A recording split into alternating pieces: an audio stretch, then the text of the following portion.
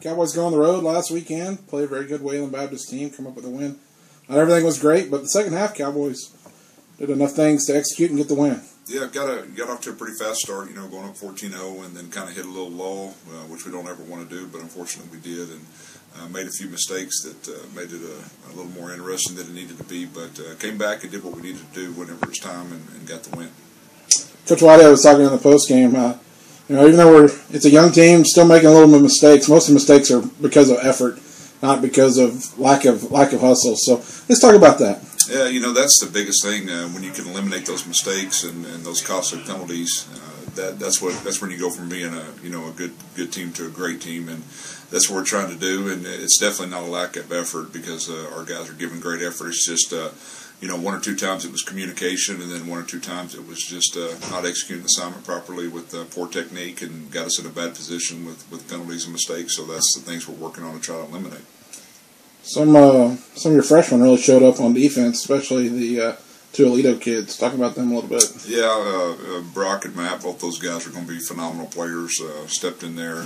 Matt, started the game and played almost every snap, if not every snap, and did a great job. And then Brock came in and made a big play on third down. So, those guys are they're just really talented, well-coached football players, and we're excited about their future. Ryan Lewis with 4 sacks, 9 sacks as a team. Ryan Lewis with tied a score record with 4 sacks. So just talk about the pressure those guys were able to get. They really did get after it. I mean, still coaching the offensive line, I'd have nightmares about that. We have to try to block those guys every day in practice, and that's really tough to do. But Ryan just had a great game, individually with the stats, but it takes all those guys to do it. But he's a special player, and those guys really got after it and really got after the quarterback. Second half offense seemed to get some rhythm going. Weston found Jesse, I think, 4 times on third down. Just talk about the connection that those two are building. We always talk about third downs, how important they are in the games. I think every coach probably does, but we 2 of 6 in the first half is not very good, but we went 7 of 10 on third down in the second half, and I think that was the difference in really getting that rhythm going. Because once you convert those third downs, you get a new set, and the chains are moving, and you get to kind of take advantage of what the defense is giving you. So Weston and Jesse, those two guys, they kind of got on the same page and made big plays on third down, and that's exactly what you want. Whoever his opportunity it is, then we got to find them and hit the open receiver, and ultimately they got to make the catch and convert. And they did a good job.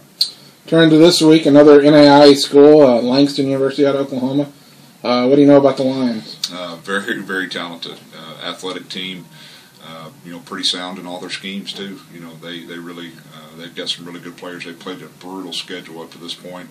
I think they've been on the road every single game, and then still coming here on Saturday. And I'm sure they're chomping at the bit trying to get themselves a win. And we're going to have our hands full on Saturday.